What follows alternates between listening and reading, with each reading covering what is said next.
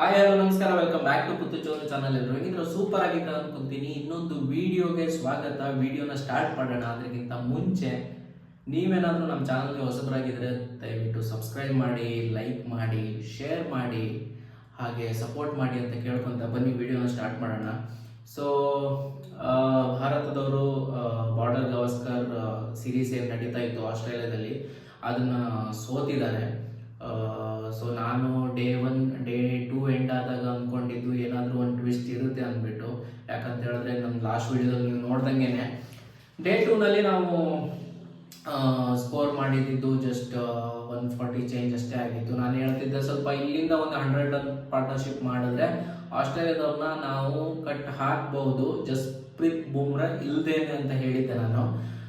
But ಅದೇನಾಗೋಯ್ತು ಅಂತ ಹೇಳಿದ್ರೆ ನಮಗೆ ಒಳ್ಳೆ ಪಾರ್ಟ್ನರ್ಶಿಪ್ ಬಂದಿಲ್ಲ. ಸೊ ಇಂಡಿಯಾದವರು ಸ್ಕೋರ್ ಮಾಡೋಕ್ಕಾಗಿದ್ದು ಬರೀ 157 ಅಷ್ಟೇನೆ. ಥರ್ಡ್ ಡೇಗೆ ಬೆಳಗ್ಗೆ ಮ್ಯಾಚ್ ನೋಡಿದಾಗ ಆಲ್ರೆಡಿ ಇಂಡಿಯಾ ಆಲ್ ಔಟ್ ಆಗಿ ಆಸ್ಟ್ರೇಲಿಯಾದವರು ಬ್ಯಾಟಿಂಗ್ ಬಂದಿದ್ರು.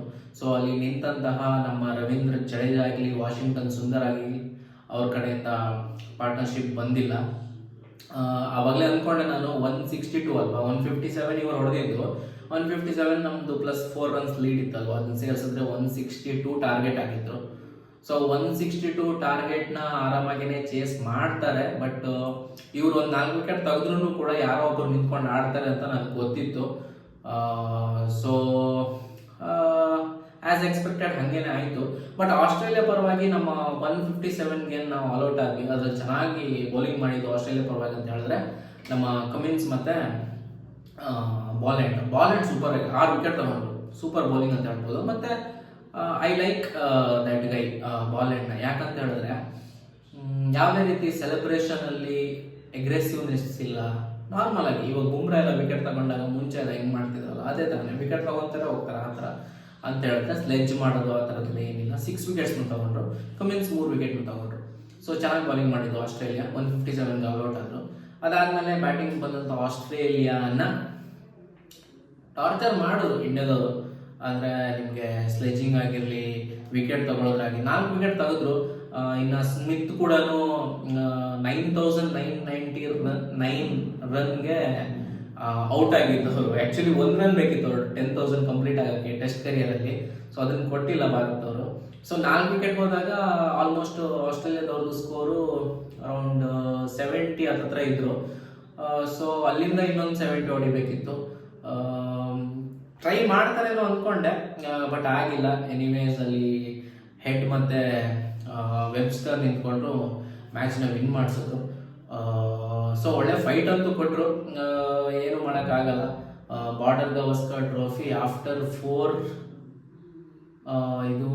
4 ಟೈಮ್ ನಾವು ವಿನ್ ಆಗಿದ್ದೀವಿ. ಸೊ 5th ಟೈಮ್ ಇದು. ಕಂಟಿನ್ಯೂಸ್ ಆಗಿ 4 ಟೈಮ್ ವಿನ್ ಆಗಿದ್ದೀವಿ.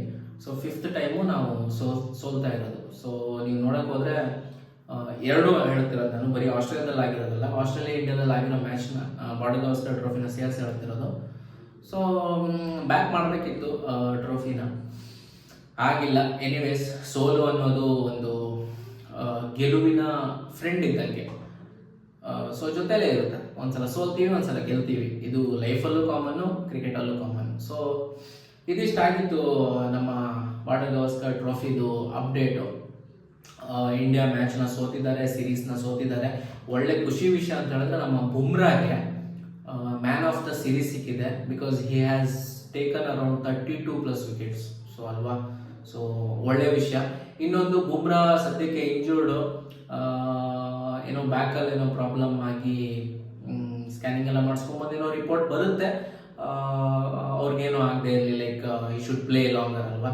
ಸೊ ಏನೂ ಆಗದೆ ಇರಲಿ, ಬುಮ್ರಾ ಆದಷ್ಟು ಬೇಗ ರಿಕವರ್ ಆಗಲಿ. ಇನ್ನು ತುಂಬ ಮ್ಯಾಚಸ್ಗಳು ಬರುತ್ತೆ. ಇನ್ನು ರೋಹಿತ್ ಶರ್ಮಾ ರಿಟೈರ್ಮೆಂಟು ಅದೆಲ್ಲ ನಾನು ಲಾಸ್ಟ್ ವಿಡಿಯೋದಲ್ಲೇ ನಿಮ್ಗೆ ತಿಳಿಸಿದ್ದೀನಿ, ಏನಂತ ಕ್ಲಾರಿಟಿ ಕೊಟ್ಟಿದ್ದೀನಿ. ಸೊ ವಿರಾಟ್ ಕೊಹ್ಲಿನೂ ಇನ್ನು ಫಾರ್ಮ್ಗೆಲ್ಲ ಬರಬೇಕು, KL ರಾಹುಲ್ ಎಲ್ಲನೂ ಚೆನ್ನಾಗಿ ಆಡಲಿ. ಸೊ ಒಂದು ಸೀರೀಸಲ್ಲಿ ಎಲ್ಲನೂ ಡಿಸೈಡ್ ಮಾಡೋಕ್ಕಾಗಲ್ಲ. ಸೊ ಕಮ್ಬ್ಯಾಕ್ ಮಾಡ್ತಾರೆ ನಮ್ಮ ಹುಡುಗರು ಅಂತ ಹೇಳ್ತಾ, ಮುಂದಿನ ಮ್ಯಾಚ್ ಅಪ್ಡೇಟ್ ಆಗಿರಲಿ, ಯಾವುದಾದ್ರೂ ಕ್ರಿಕೆಟ್ ಬಗ್ಗೆ ಇರೋ ಅಪ್ಡೇಟ್ ಆಗಿರಲಿ, ಆ ವಿಡಿಯೋ ಜೊತೆ ಬರ್ತೀನಿ.